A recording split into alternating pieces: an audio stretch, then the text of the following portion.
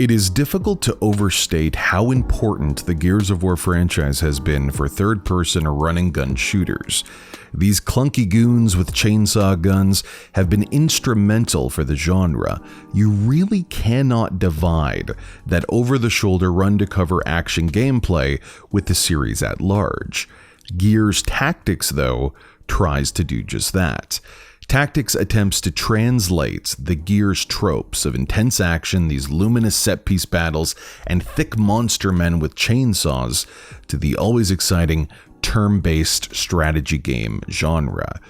Surprisingly, Gears Tactics feels like a real red-blooded Gears game, but falls short of that kind of special alchemy of cross-platform perfection. When I say it feels like a Gears game, it really does. There is a weight to your squad mates' movements that is immediately identifiable to the franchise. The set pieces are breathtakingly detailed and vast. You find yourself exploring locales, moving cover to cover, only this time all from above. When there is any moment of interaction, though, in the game, the camera swings right back to that over-the-shoulder look you're used to, and it feels you're back in Gears 3. Now, this strategy of authenticity continues with the cutscenes and story development. I don't think I've ever played a turn-based game like this that had this sort of production value. The cutscenes, though minimal, are stripped from the shooter counterparts in a pretty auspicious way. It really does feel like someone taking Gears 5 and asking you now to control the combat sections from above with a strategy style.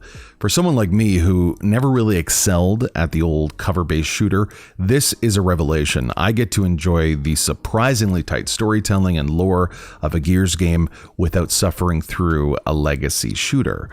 Unfortunately, though, Coalition's dedication to creating a real tactical Gears game means the tactics part leaves something to be desired.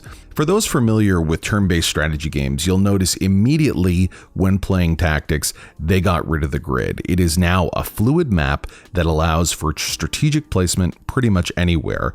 It seems like this would be a small change, but it creates a landscape that is somewhat unwieldy at times.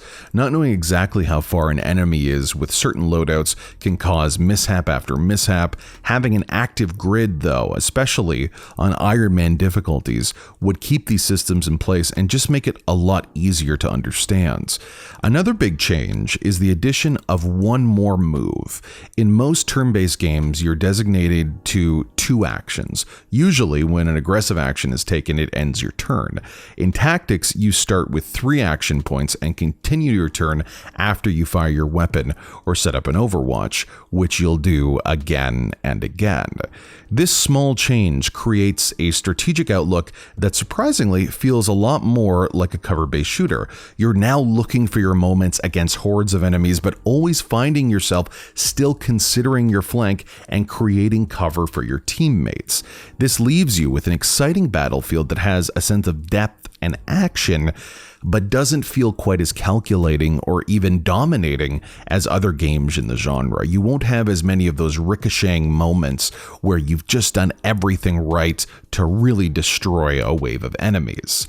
This particular Gears story happens during the Locust Wars, the story arc from the original, this time told from the perspective of Gabe Diaz, a motor pool cog who gets swept into the mission of killing Ukon, a special sort of locust that is creating more monsters. Diaz is a name we recognize from the series. Gabe is the never-before-seen father of Kate Diaz, one of the protagonists from Gears 5. Although the story is mostly told in cutscenes, having an alternative look at the events from the original game from this new perspective is a perfect story to tell and helps flush out the meta world even more. Now, for what I've described here, it seems like this is great. This is a fun Gears departure, and it is for the first few hours. Unfortunately, This game is not 5, 6, 7 hours long. It is 30 to 40 hours, with a majority of that time not spent exploring interesting and complicated set pieces that you recognize from the series, but instead completing side mission after side mission that range from collecting something to running away from something to killing something. Most of that time is spent grinding epic gear for your squad mates or finding new squad mates to churn into the grinder. The tedium really doesn't serve a framework. Whereas if you compare it to XCOM, which I think you should, in any of the last iterations of XCOM, there's always been a massive framework that contextualizes all of these sort of mundane things that you do. You're doing a mission so you can gain more resources to build facilities on your ship, to help you create new super soldiers, to help explore the globe. Gears Tactics, on the other hand, does have a very comprehensive upgrade system for each class, but ends there. I also hate to include this, but I had an unbelievable amount of technical difficulty playing this game. With my pretty high-end PC rig, my NVIDIA graphics card, I had a full computer crash at least a dozen times. I reached out and hopefully most of these issues will be dealt with at launch, but for a game like this, to have a full-on crash so often, it did take away from the experience.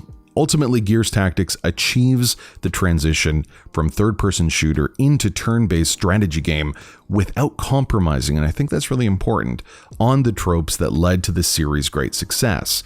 If you're a fan of the series in particular, this departure will satisfy in a big way, but if you're yearning for that really perfect XCOM-like synergy of tactical fun, you might be disappointed.